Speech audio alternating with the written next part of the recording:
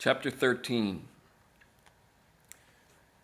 The doctors love the slowness of walking beside a horse to and from the hospital. Naturally resentful, Carl dreams the horses into the river, where they drown and go to heaven. Horses are awkward around Carl's bed, tame.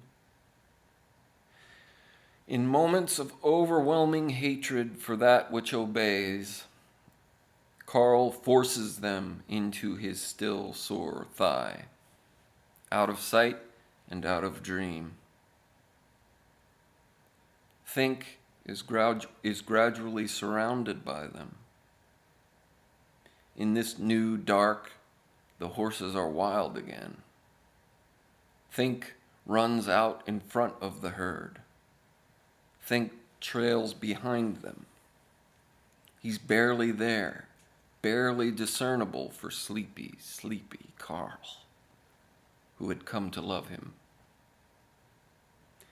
Think feels small in that loud, hard herd, headed always more surely toward the same old places. Carl is less lovesick, less able to sense his one, his only love, Think. Think had gotten used to solitude, needless sprints through Carl's heart.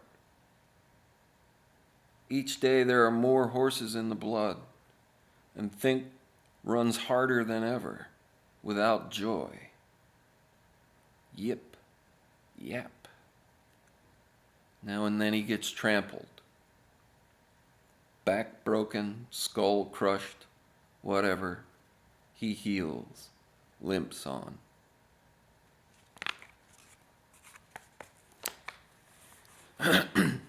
Chapter 14.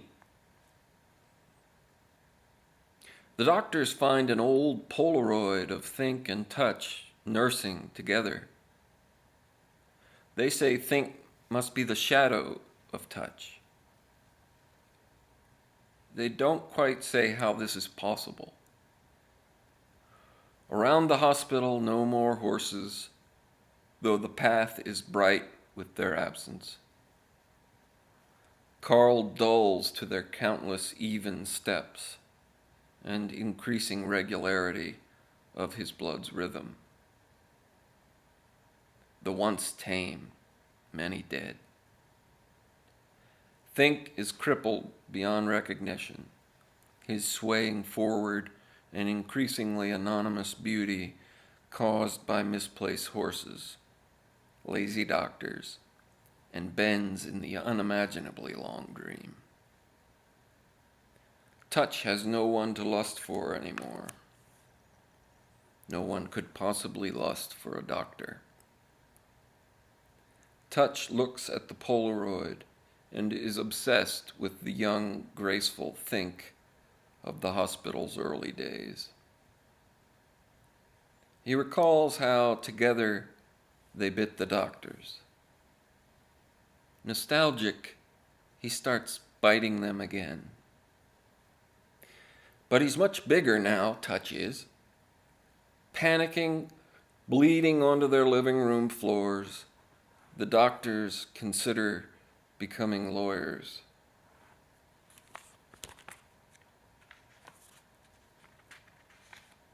Chapter 15. Touch stops chasing and biting the doctors.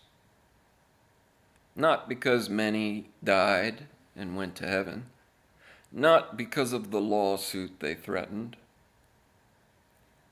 but because it made him hark back and miss Think. The doctors begin to feel alone, to hate Touch. They deny this over coffee, speaking of him with the old fondness and almost believing in it after a while. They have better days in mind. Like the days Touch spent in bed with his comatose mother. Like the days he trailed after the horses, making strange leaps and thrusts. They approach him with these days in mind, cooing like only they can coo, and without malice, he bites as many of them as he can.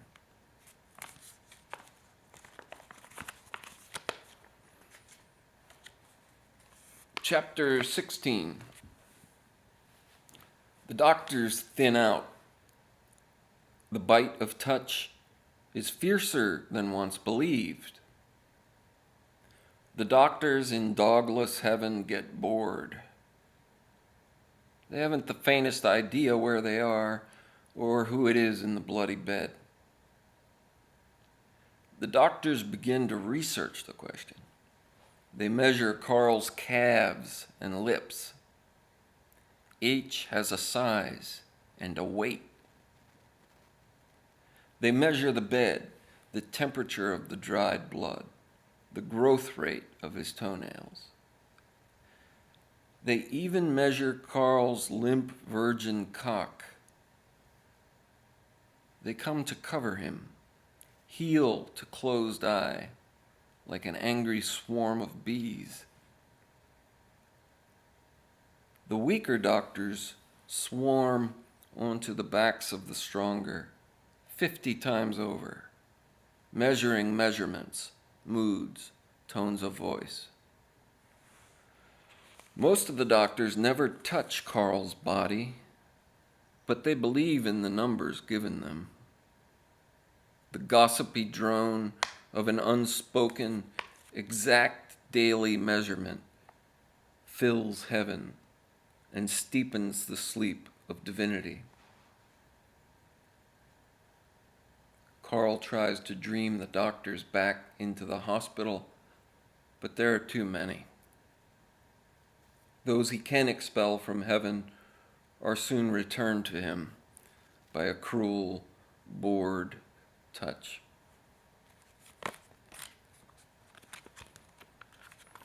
Chapter 17.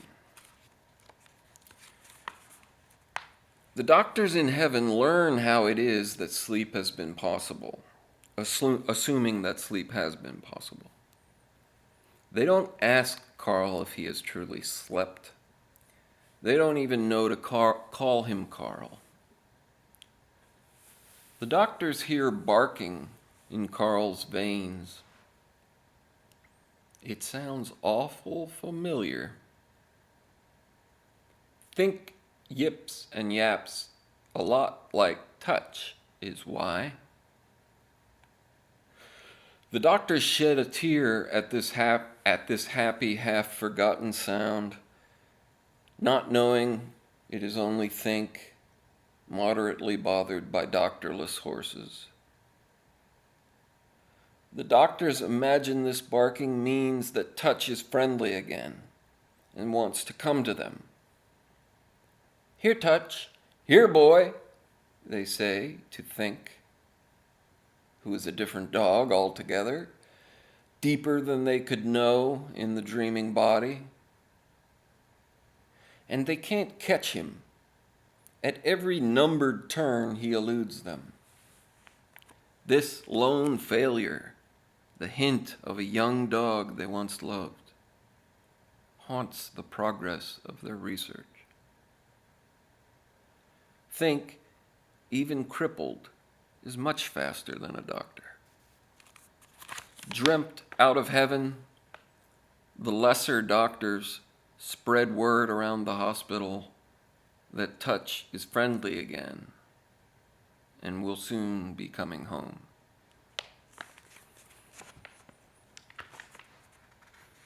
Chapter 18. Evening, Think says, "Good night, Carl." And Carl, "Good night, my love." But Think only pretends to sleep until Carl is stilled in his bed.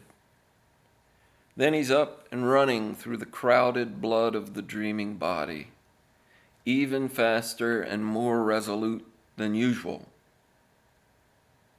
Carl doesn't know that his Think never sleeps. This is the darkest secret in the whole history of endearments, however insignificant.